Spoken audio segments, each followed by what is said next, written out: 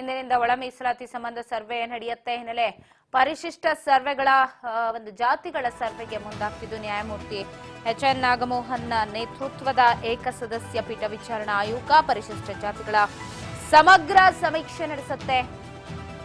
ಇಂದು ಚಾಲನೆ ಸಿಗತ್ತೆ ಪರಿಶಿಷ್ಟ ಜಾತಿಗಳ ಸರ್ವೆಗೆ. ವಿಧಾನಸೌಧದಲ್ಲಿ ಸುದ್ದಿಗೋಷ್ಠಿಯನ್ನ ಸಿಎಂ ನಡೆಸಲಿದ್ದಾರೆ. ಸರ್ವೆ ಹಿನ್ನೆಲೆ ಸುದ್ದಿಗೋಷ್ಠಿ ಮೂಲಕ ಸಮೀಕ್ಷೆಯಲ್ಲಿ ಭಾಗವಹಿಸುವುದಕ್ಕೆ ಸಿಎಂ ಕರೆ ಕೊಡ್ತಾರೆ. ಪರಿಶಿಷ್ಟ ಜಾತಿಗಳ ಸರ್ವೆಗೆ ಇಂದು ಚಾಲನೆ. ಸುದ್ದಿಗೋಷ್ಠಿ ನಡೆಸುವ ಮೂಲಕ ಚಾಲನೆಯನ್ನ ನೀಡ್ತಾರೆ. నేను ಕೆಲವೇ ಕ್ಷಣಗಳಲ್ಲಿ ಅಂದ್ರೆ 11 ಗಂಟೆಗೆ ವಿಧಾನಸೌಧದಲ್ಲಿ ಸುದ್ದಿಗೋಷ್ಠಿಯನ್ನ ನಡೆಸ್ತಾರೆ ಸಿಎಂ ಸಿದ್ದರಾಮಯ್ಯ ಅವರು. ಕರ್ನಾಟಕದಲ್ಲಿ ಪರಿಶಿಷ್ಟ ಜಾತಿ ಮೀಸಲಾತಿಯಲ್ಲಿ ಒಳ ಮೀಸಲಾತಿ ಕಲ್ಪಿಸುವ ಉದ್ದೇಶ ಪರಿಶಿಷ್ಟ ಜಾತಿಗಳ ದತ್ತಾಂಶ ಸಂಗ್ರಹ ಕಾರ್ಯ ಇವತ್ತು ಚಾಲನೆ ಸಿಗತ್ತೆ. ಇದರಲ್ಲಿ ಜಾತಿ ತಾರತಮ್ಯದ ಮಾಹಿತಿಯನ್ನ ಕಲೆ ಹಾಕಲಾಗುತ್ತೆ.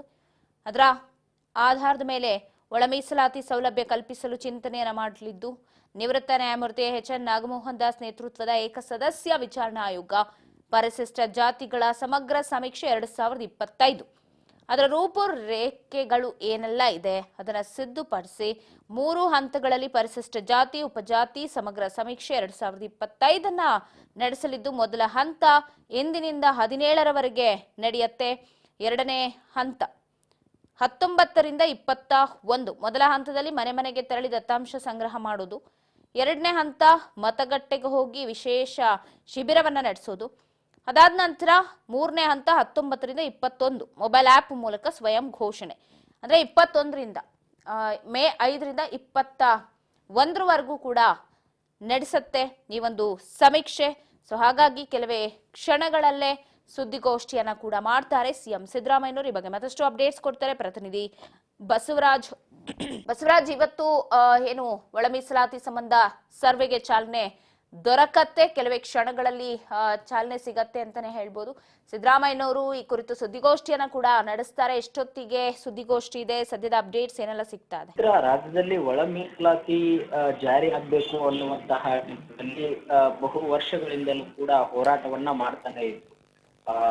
ಎಡಗೈ ಮತ್ತು ಬಲಗೈ ಸಮುದಾಯದ ನಡುವೆ ಇರ್ತಕ್ಕಂಥ ಈ ಒಳ ಮೀಸಲಾತಿ ಬಿಕ್ಕಟ್ಟನ್ನ ಒಂದಿಷ್ಟು ಸರಿಪಡಿಸುವಂತಹ ಪ್ರಯತ್ನಕ್ಕೆ ಸರ್ಕಾರಗಳು ಮುಂದಾಗಬೇಕು ಅನ್ನುವಂಥದ್ದು ದಲಿತ ಪರ ಸಂಘಟನೆಗಳು ಸಾಕಷ್ಟು ಹೋರಾಟವನ್ನ ಮಾಡ್ತಿದ್ರು. ಮಾಜಿ ಸಚಿವರಾಗಿರ್ತಕ್ಕಂಥ ಆಂಜನೇಯರವರಾಗಿರ್ಬೋದು, ಮತ್ತೆ ಕೆ.ಎಚ್. ಮುನಿಯಪ್ಪ ಆಗಿರ್ಬೋದು, ಈ ಒಂದು ಹೋರಾಟದ ನೇತೃತ್ವವನ್ನು ತೆಗೆದುಕೊಂಡಿದ್ರು. ಹಲವಾರು ನಾಯಕರನ್ನು ಭೇಟಿ ಮಾಡಿದ್ರು. ಅವಾಗ ಕೋರ್ಟ್ ಅಲ್ಲಿ ಈ ಒಂದು ಒಳ ಮೀಸಲಾತಿ ಕೊಡಬೇಕು ಅನ್ನುವಂಥ ನಿರ್ಧಾರ ಆಯಿತು. ಅವಾಗ ಸರ್ಕಾರಗಳು ಒತ್ತಾಯವನ್ನ ಮಾಡಿದ್ರು. ಅದಾದ ಬಳಿಕ ಇದೀಗ ರಾಜ್ಯ ಸರ್ಕಾರ ಕೂಡ ನ್ಯಾಯಮೂರ್ತಿ ನಾಗಮೋಹನ್ ದಾಸ್ ಅವರ ನೇತೃತ್ವದಲ್ಲಿ ಒಳ ಮೀಸಲಾತಿ ಅಲ್ಲಿರ್ತಕ್ಕಂಥ ಸರ್ವೆ ಮಾಡ್ಲಿಕ್ಕೆ ಒಂದು ಆಯೋಗವನ್ನು ಕೂಡ ರಚನೆ ಮಾಡಿರ್ತಕ್ಕಂಥ ಆ ಆಯೋಗ ಇಂದಿನಿಂದ ಒಂದು ಮನೆ ಮನೆಗೆ ತೆರಳಿ ಸರ್ವೆ ಮಾಡ್ಲಿಕ್ಕೆ ಆರಂಭ ಕೂಡ ಆಗುವಂಥದ್ದು. ಹಾಗಾಗಿ ಇವತ್ತು ಈ ಬಗ್ಗೆ ಒಳ ಮೀಸಲಾತಿ ಏನು ಸರ್ವೆ ಮಾಡ್ಲಿಕ್ಕೆ ಇವತ್ತಿಂದ ಆರಂಭ ಏನಾಗಲಿದೆ ಈ ಕುರಿತು ಇವತ್ತು ಸಿಎಂ ಸಿದ್ದರಾಮಯ್ಯವರು 11 ಗಂಟೆಗೆ ವಿಧಾನಸೌಧದ ಸಮ್ಮೇಳನ ಸಭಾಂಗಣದಲ್ಲಿ ಸುದ್ದಿಗೋಷ್ಠಿ ನಡೆಸುವ ಮುಖಾಂತರ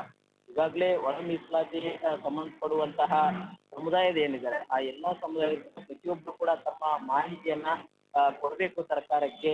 ಸರ್ವೆ ಮಾಡುವಂತಹ ಸಂದರ್ಭದಲ್ಲಿ ತಾವೆಲ್ಲರೂ ಕೂಡ ಸರಿಯಾದ ಮಾಹಿತಿಯನ್ನ ನೀಡಬೇಕು ಅನ್ನುವಂಥದ್ದು. ಮತ್ತೆ ಈ ಒಂದು ದಲಿತ ಸಮುದಾಯದ ಪರವಾಗಿ ಸರ್ಕಾರ ಯಾವಾಗಲೂ ಕೂಡ ಅವರ ಶ್ರೇಯಸ್ಸು ಮತ್ತು ಅಭಿವೃದ್ಧಿಗೆ ಪೂರಕವಾಗಿ ಕೆಲಸ ಮಾಡುತ್ತೆ ಅನ್ನುವಂಥದ್ದನ್ನ ಎತ್ತಿ ಹಿಡಿಯುವಂತ ಪ್ರಯತ್ನಕ್ಕೆ ಇವತ್ತು ಸಿಎಂ ಸಿದ್ದರಾಮಯ್ಯವರು ಮುಂದಾಗುವಂಥದ್ದು. ಯಾಕಂತಂದ್ರೆ ಹಲವಾರು ಈಗಾಗಲೇ ದಲಿತ ಸಂಘಟನೆಗಳು ಸರ್ಕಾರದ ಮೇಲೆ ತೀವ್ರ ಒತ್ತಡವನ್ನ ಹೇರಿದ್ರು, ಪ್ರತಿಭಟನೆಗಳನ್ನ ಕೂಡ ಮಾಡ್ತಾ ಇದ್ರು.